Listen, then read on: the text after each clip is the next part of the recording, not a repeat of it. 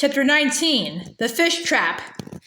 The more Laura was told about school, the more she did not want to go there. She did not know how she could stay away from the creek all day long. She asked, "Oh, Ma, do I have to?" Ma said that a great girl, almost 8 years old, should be learning to read instead of running wild on the banks of Plum Creek. "But I can't read, Ma," Laura begged. "Please don't make me go to school. I can read. Listen." She took the book named Millbank and opened it, and looking up anxiously at Ma, she read,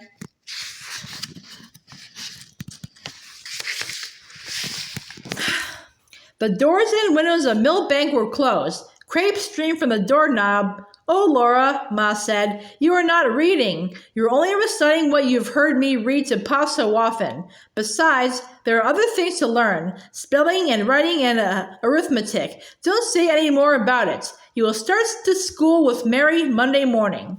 Mary was sitting down to sew. She looked like a good little girl who wanted to go to school. Just outside the lean-to door, Pa was hammering at something. Laura went bounding out so quickly that his hammer nearly hit her. "Oop," said Pa. "Nearly hit you that time. I should have expected you, Flutterbudget. You're always on hand like a sore thumb." "Oh, what are you doing, Pa?" Laura asked him. He was nailing together some narrow strips of board left from the house building. "Making a fish trap," said Pa. "Want to help me? You can hand me the nails." One by one, Laura handed him the nails, and Pa drove them in. They were making a skeleton box. It was a long, narrow box without a top, and Pa left wide cracks between the strips of wood. How will that catch fish?" Laura asked. "If you put it in the creek, they will swim through the cracks, but they will swim right out again." "You wait and see," said Pa. Laura waited till Pa put away the nails and hammer. He put the fish trap on his shoulder and said, "You can come help me set it."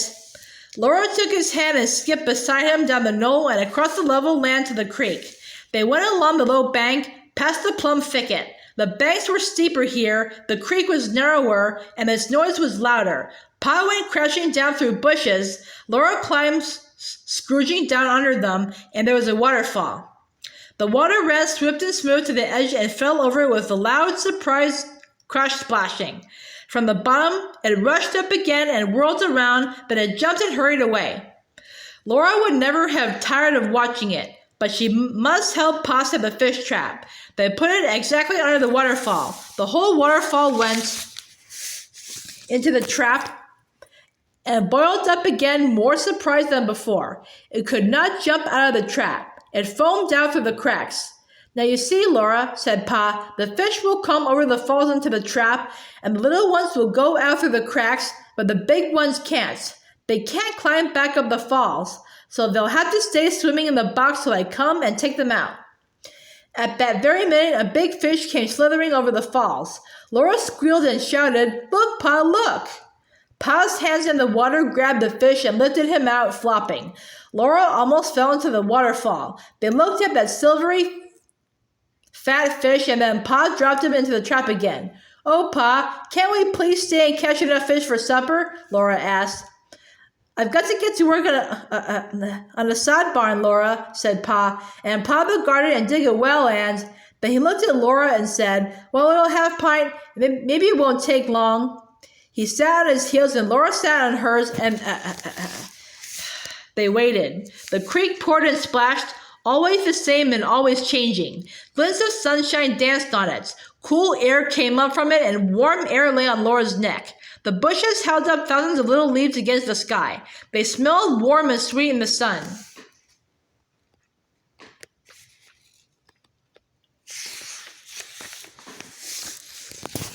"Oh, Pa," Laura said, "do I have to go to school?" "You will like school, Laura," said Pa. "I like it better here," Laura said mournfully.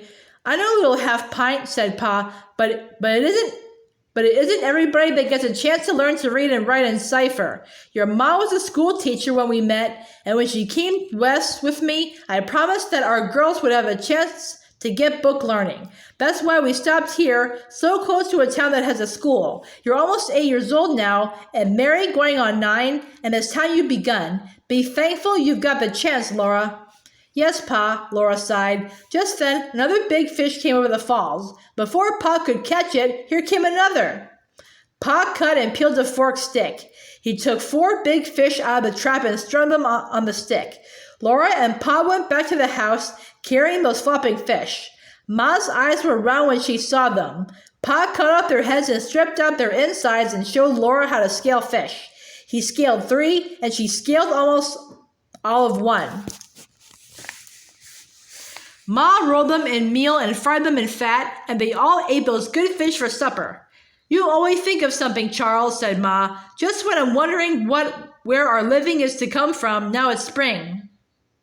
Pa could not hunt in the springtime, for then all the rabbits had little rabbits and the birds had little birds in their nests. Wait till I harvest that wheat, Pa said. Then we'll have salt pork every day. Yes, by gravy and fresh beef. Every morning after that, before he went to work, Pa brought fish from the trap. He never took more than they needed to eat. The others he lifted out of the trap and let swim away.